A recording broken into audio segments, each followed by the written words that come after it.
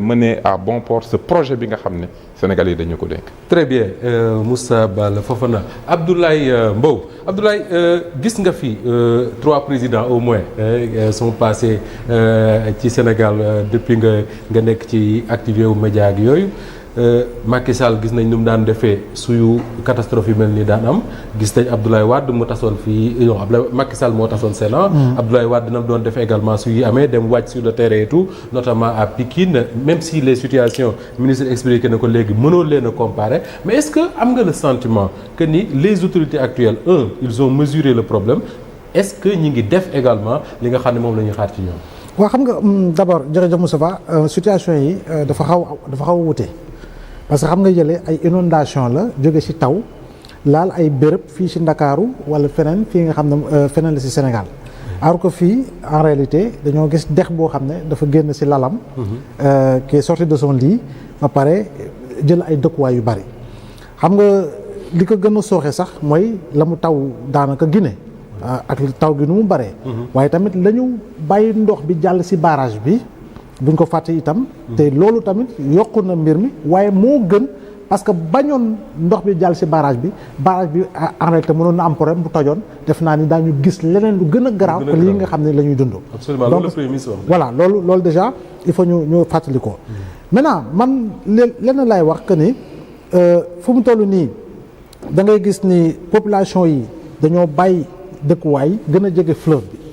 Pour lan parce que en réalité le fleuve ça pour eux c'est une activité économique. Oui. c'est la ñuy wutee ndox pour bay pâturage beeg ak yu demee noonu ba tax na en réalité catastrophe bu amee rek en fait pour nga épargner population yi dafay jafe faw mbir mi laal leen bu baax.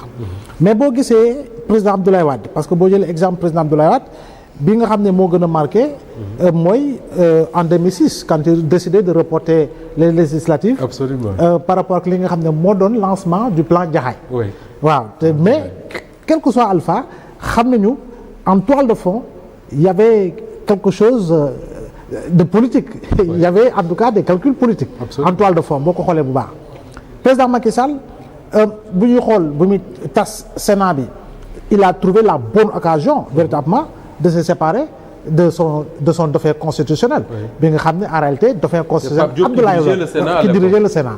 donc ba tey di nga gis en toile de fond li nga xam ne moo di un peu des calculs politiques. alors que fii c'est un peu différent par rapport ak li nga xam ne moo jëm ci dex bi mais le problème mooy dafa laal le nord waaye tamit jëm ci fii nga xam ne moo di l'est c'est-à-dire que dafa laal ñaari koñ. ci nga xam ne mooy li nga xam ne mooy délimitation territoriale non sans tenir compte que ni. bu ñu nee Podor. amaana yaa ngi seen Dagana. te bu ñu nee Dagana daanaka yaa ngi wax Ndar.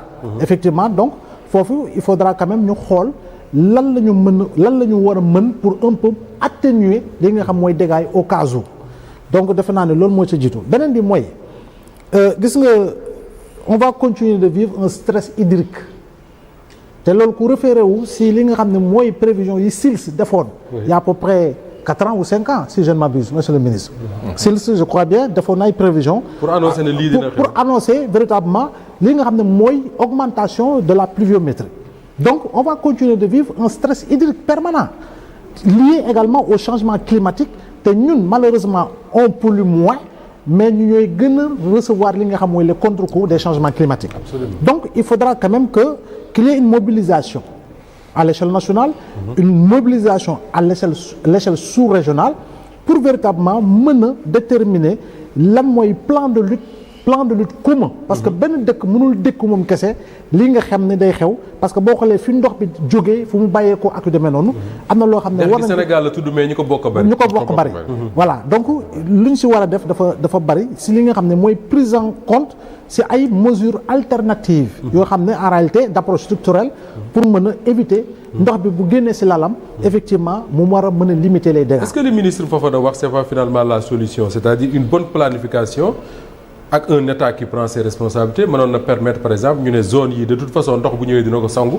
nañ fa def loo xam ne du gaañ nit maanaam du doon ay dëkkuwaay du doon mais mu nekk ay tool wala yu demee noonu. effectivement je pense que loolu itamit il faut quand même que ñu dem si par rapport à une volonté exprimée pour que véritablement ñun en réalité xam nga laisser-aller bi c'est-à-dire que toujours masla bi toujours bëgguma mu mer parce que nangam ak yu demee noonu mais par moment il faut savoir prendre ses responsabilités. Regarde Chine am na benn barrage bi ñu doon tabax en Chine dama fàtte ville bi mais il y a eu près de 10 millions ou plus de personnes qui ont été déplacées par rapport à la construction justement du barrage.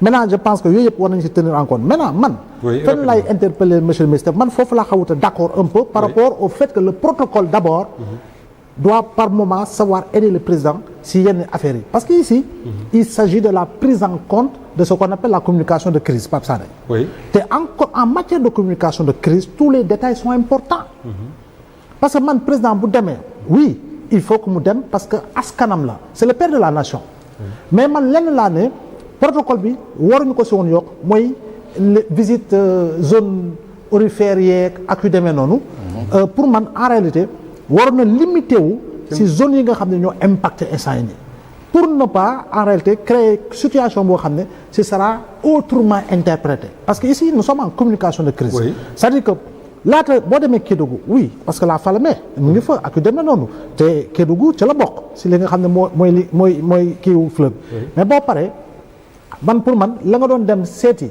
zone aurifère yeeg ak yeneen yi c'est-à-dire que mënoon nga ko bu doon prévoir woon dem beneen zone nga jël temps boobu dem ko même si xam nañu di nga surveiller la zone mais en réalité pour man c'était une bonne occasion pour une meilleure prise en compte justement de la communication de crise. Sur les interpellations de Abdoulaye Mbow.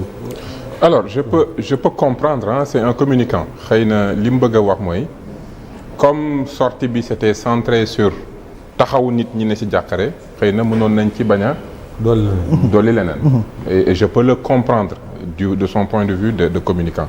Maintenant du point de vue de ñun ñi nga xam ne des fois da ngay bëgg a def plusieurs choses en même temps parce que déplacement président de la République c'est énormément de moyens et c'est beaucoup de temps le temps du président est un temps extrêmement précieux donc boo déplacé woo fenn def li ngay def ba ñu ne bon def nga ko na nga ko war a defee soo ci bëggee teg leneen yaakaar naa mën nañu comprendre opportunité boobu que ne zone boobu nekk aussi dafa nekk lu am solo mais visite bu ñu fa def c'est pas uniquement pour dimension wu zone bi richesse ba mu am il faut comprendre que foofu ñu ngi fay dund parce que problème mu fleuve bi question environnementale mais Falémé ku xam activité or bi ni ñuy exploiter or bi ak produits chimiques yi ñu def ci fleuve bi foofu ñun depuis que ñu toog chaque fois dañ koy discuter jël nañ ay mesures ministère des mines mën na ko confirmer pour interdire activité recherche or bi nga xam ne bu ko nit ñiy def de manière traditionnelle dañuy utiliser des produits yu nga xam ne dafay rey fleuve bi donc déplacement am c'est pas uniquement rek pour des questions d'ordre minière économique mais il y a une dimension environnementale nga xam ne daf ci am solo parce que tey fleuve boobu gis nga pollution bi bu continuer dina affecter lu ressource ndox mi nga xam ne dañ ko soxla donc il est toujours dans le même sujet bien que ne am na dimension effectivement exploitation minière mais surtout il y a une dimension environnementale te foofu xam nga sànq daa ngi wax ne ndox mi du ndoxu Sénégal rek ndoxu yeneen dëkk la gis nga ni ñuy exploiter or bi ci booru fleuve bi bay yàq ndox mi ñun jël na suñu matuwaay yëpp def nañ interdiction yi ñu ngi def contrôle yi ba activité boobu ñu ngi koy xeex pour mu bañ a am mais problème bi ñu am mooy de l'autre côté même mesures yi jëlaguñ ko donc tey ñu ngi jouer suñu diplomatie pour que mesure de protection environnementale yi ñu jël pour fleuve bi ci côté Sénégal ñu jéem ko jël de l'autre côté donc loolu moo boo gisee d'ailleurs ministère environnement ànd ak moom aspect yooyu lañ doon xool te parce que ministère environnement à plusieurs reprises Daouda Ngom dem na fa justement pour cette question là ànd ak ministre hydraulique ànd ak ministre des mines. Important. Donc il y a cette dimension là. Très bien. Allez-y. Juste rappeler que pour la journée de demain, vigilance orange. Si l'on se réfère au dernier communiqué de l'Organisation pour la mise en valeur du fleuve Sénégal. Ouais. Que demain il y a des risques également. Ouais. D'accord. Vigilance orange en tout cas. Très bien. Alors Pape Moussa dégg nga bu baax li ñu fi wax boobu ba léegi bi may laaj Abdoulaye Mbow est-ce que jàpp